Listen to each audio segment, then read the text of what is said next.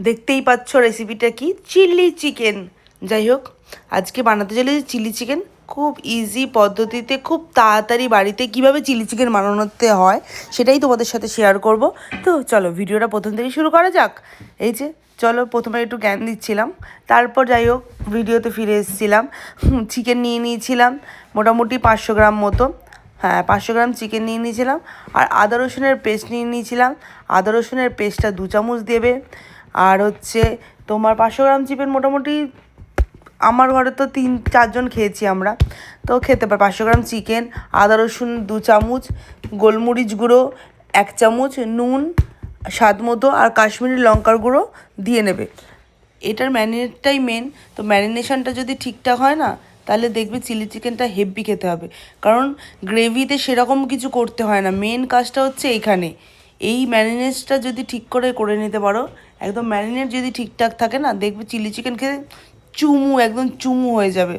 আর তেলটা এখন দেবে না, আমি তেলটা লিখে রেখেছি, তাই তেলটা দেবে সবার লাস্টে। এখন তুমি ওই বললাম কাশ্মীরি লঙ্কা গুঁড়ো দিয়ে দেবে, নুনটা স্বাদ মতো দেবে, গোলমরিচ গুঁড়ো 1 চামচ দেবে। ঝাল যদি তোমরা একটু বেশি খাও একটু বেশি দেবে, আমি 1 চামচ দিয়েছি, আমি ঝাল কম খাই তাই জন্য। তারপর কর্নফ্লাওয়ারটা এটা বেশি ইউজ করবে। ময়দা 2 চামচ, ময়দা বেশি দেবে না, তাহলে চিকেন পকোড়াগুলো বেশি পুর হয়ে যাবে, মোটা হয়ে যাবে। তো সেই কারণে কর্নফ্লাওয়ারটা দরকার হলে বেশি দেবে, ময়দা নয়। 2টো ডিম দেবে, আমি 2টোই ডিম দিই। তোমরা চাইলে 500 গ্রাম চিকেনে 1টা ডিমও হয়ে যায়, বাট আমি 2টোই দিই। তো আর 2টো ডিম দিয়ে ভালো করে একদম মেখে, সুন্দর করে একদম মেখে লাস্টে তেলটা দেবে। তেলটা দিলে কী হলো, তেলটা পুরো একদম জায়গায়, জানো তো, মানে পুরো মানে 1/2 ঘন্টা মতো চিলি চিকেনটা ফ্রিজে রাখি, বেশ ভালো মজে, যার ফলে না পকোড়াটা একটু ক্রিস্পি হয়, যেটা খেতে সত্যি খুব টেস্টি হয়।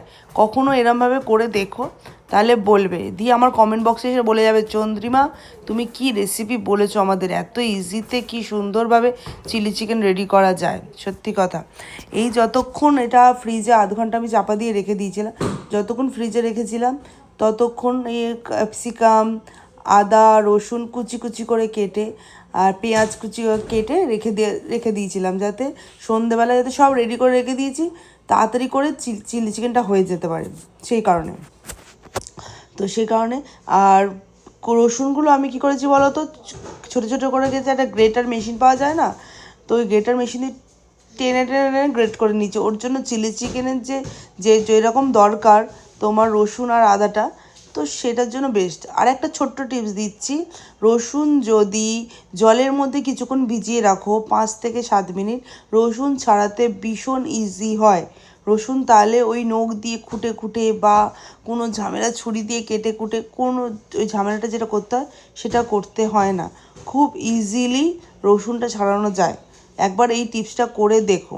যাই হোক, তারপর আমি এবার রসুন আর আদাটা খুব হালকা হাতেই ছাড়িয়ে নিয়েছিলাম, ওই ওরম করে বটিতে না হালকা হাতে ছাড়িয়ে কুচি কুচি করে কেটে দেন ওটাকে গ্রেটারে দিয়ে দিয়েছিলাম, দিয়ে গ্রেট করে নিয়েছিলাম না, তো খুব তাড়াতাড়ি মানে রসুনগুলো ছেড়ে গেছিলো খুব সুন্দর করে।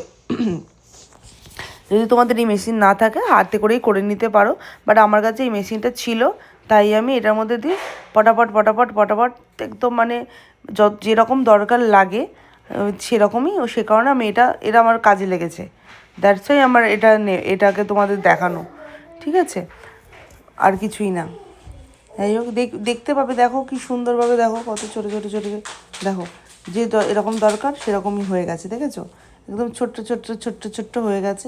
এর সঙ্গে আমি রসুনটাও দিয়ে নিয়েছিলাম, রসুনটা দিয়ে আর এবার এরকম করে টেনে টেনে টেনে করে নিয়েছিলাম। আর পেঁয়াজ তো কোনো ব্যাপার না, পেঁয়াজ তো কাটাটাও মানে কাটবে 2 কি 3টে, যেটা 500 গ্রামে, তো 2টো পেঁয়াজ দিলে এনাফ, মানে খুব গদগদে পেঁয়াজটা তো দেওয়ার দরকার নেই, গ্যাদে গ্যাদে করে 2টো বড়ো মানে মোটা মিডিয়াম সাইজের 2টো পেঁয়াজ দিলেই এনাফ।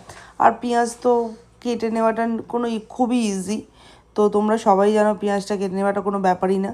তো সেটাই আমি করছিলাম, আর তোমাদের সাথে একটু ভিডিওতে বক করছিলাম আর কি। একটা মশলা বানিয়েছি, সেই মশলাটাও আমি কিভাবে কি বানিয়েছি সেটা, আমার মশলাটা তো বানানো থাকে, তাই সেটার ভিডিওটা নেওয়া হয়নি, বাট কী দিয়ে কিভাবে বানাবে তো সেটা আমি তোমাদেরকে বলে দিচ্ছি।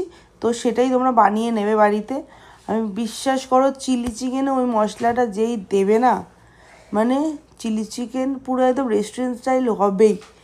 স্মেলটাই এত সুন্দর আসে, তোমার মানে মন ভরে যাবে। আমি তোমাকে লিখে দিতে পারি।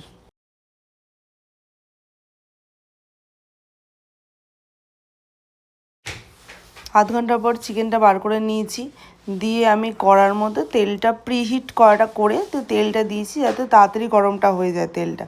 তারপর তেলটা গরম হয়ে যাওয়ার পর সাথে সাথে আমি একটুখানি এই সামান্য একটু চিকেনের ফেলে দেখে নিলাম যে তেলটা গরম হয়েছে কি না। তো দেখলাম হ্যাঁ তেল গরম হয়ে গেছে। তো তারপর চিকেনগুলো দিয়ে দিচ্ছিলাম যাতে তাড়াতাড়ি করে চিকেনগুলো পকোড়া করে, কেন এটাই মেন হচ্ছে সমস্যা, মানে এটা করতেই সময় লাগে। সত্যি কথা বলতে চিলি চিকেন করতে মেন কষ্ট হচ্ছে পকোড়া ভাজা। এই পকোড়াটা যদি একটু তাড়াতাড়ি ভাজা হয়ে যায় ব্যাস আর কিছু না।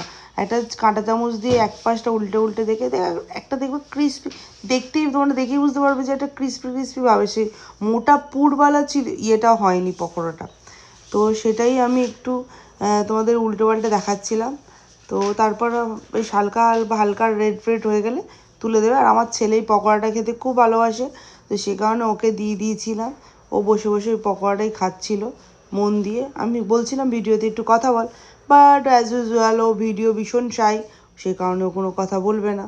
যাই হোক, তারপর আমি আবার রান্নায় ফিরে গেলাম। সসটা বানিয়ে নিলাম, tomato sauce, soya sauce, chilli sauce আর একটু জল দিয়ে ভালো করে সসটা ফাটিয়ে নিয়েছিলাম। আর সসটা প্রথমেই দিয়ে দেবে না, সসটা প্রথমেই দিয়ে দিলে কী হবে বলো তো, মানে ওতে মানে জিনিসটা আমি বানিয়ে রেখে দিয়েছিলাম, বাট সসটা তুমি কিন্তু মানে একদম চিকেন দেওয়ার পর দেবে। চিকেন দেওয়ার আগে দিলে সসটা ধরে যেতে পারে, তাতে পুড়ে যেতে পারে, তাই জন্য। যাই হোক, তারপর রান্নায় আমি ওই চিকেনের তেলটা থেকে একটু তেলটা তুলে রেখে বাকি তেলটা দিয়ে শুকনো লঙ্কা দুটো দিয়েছিলাম, পেঁয়াজ পাতা দিয়েছিলাম। পেঁয়াজ পাতাটা অপশনাল, তোমরা নাও দিতে চাইলে দিতে পারো, বাট এটা অপশনাল। তো তারপর আদা রসুনের পেস্ট যেটা করেছিলাম কুচি কুচি করে যেটা করেছিলাম সেটা 2 চামচ দিয়েছিলাম। দিয়ে ভালো করে ওটাকে ভেজে হালকা করে একদম হালকা হাতে ভেজে নিয়ে পেঁয়াজ আর ক্যাপসিকামটা আমি সবসময় একসঙ্গে দিয়ে ভাজি, বাট তোমরা আগে ক্যাপসিকামটা দিয়ে তারপর পেঁয়াজটা দিয়ে ভাজতে পারো, এটা চয়েস। এটা এরকম আমার মতোই যে দুটো একসাথে দিয়ে দিলে, আমি কুঁড়ে তোমাদের সবসময় বলি প্রত্যেকটা ভিডিওতে আমি কুঁড়ে সবসময় তাড়াতাড়ি করে যে কোনো রান্না করতে চাই বলে সে কারণে এরমভাবেই করি। তো সে কারণে আমার ওই পেঁয়াজ আর ক্যাপসিকামটা একসাথেই দিয়ে দিয়েছিলাম, দিয়ে একসাথে দিয়ে ভালো করে হালকা হালকা করে যেই ভাজা ভাজা হয়ে যাচ্ছিলো তো তখন চিকেনগুলো দিয়ে দিয়েছিলাম।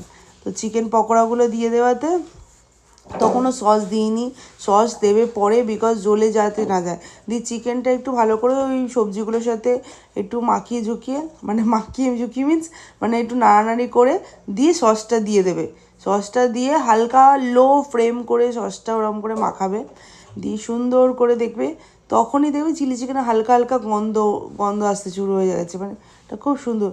আর তোমরা এর কর্নফ্লাওয়ারটা জলে গুঁড়ে যতটা গ্রেভি দরকার, আমি যেহেতু সেমি গ্রেভি করি তো আমি অল্পই দিই, তোমাদের যতটা গ্রেভি দরকার সেরকমই তোমরা দেবে, বাট এটা চয়েস ইজ ইয়োর্স। দিয়ে একটু সামান্য চিনি আর নুনটা চেক করে স্বাদ মতো একটু নুন, এটা তোমাদের নুনটা তোমাদের মতো তোমরা দিও। এবার হচ্ছে মশলাটা, যে মশলাটা দিলে খুব সুন্দর, এই যে মশলাটা আমি বানিয়ে রেখেছি, মানে এত সুন্দর গন্ধ আসে, ও মাই গড। কখনো এই মশলাটা দিয়ে তোমরা করে দেখো। এটা স্টারনিশ একটা, এলাচ 2টো, মৌরি 1 চামচ, লবঙ্গ, দারচিনি একটা বড় সাইজের দিয়ে এটাকে মানে পুরো একদম গুঁড়ো করে রেখে দেবে। লেস স্পাইসি, উফস আমার তো জিভে জল আসছে এটার কথা বলছি, দিয়ে এত সুন্দর গন্ধটা এসছে। নাও চিলি চিকেন রেডি। যাই হোক, ভিডিওটা আজকে এই পর্যন্তই রাখলাম, ভালো লাগলে একটা লাইক করে দিও, আর দেখা হবে নেক্সট ভিডিওতে। আজকের মতো টাটা।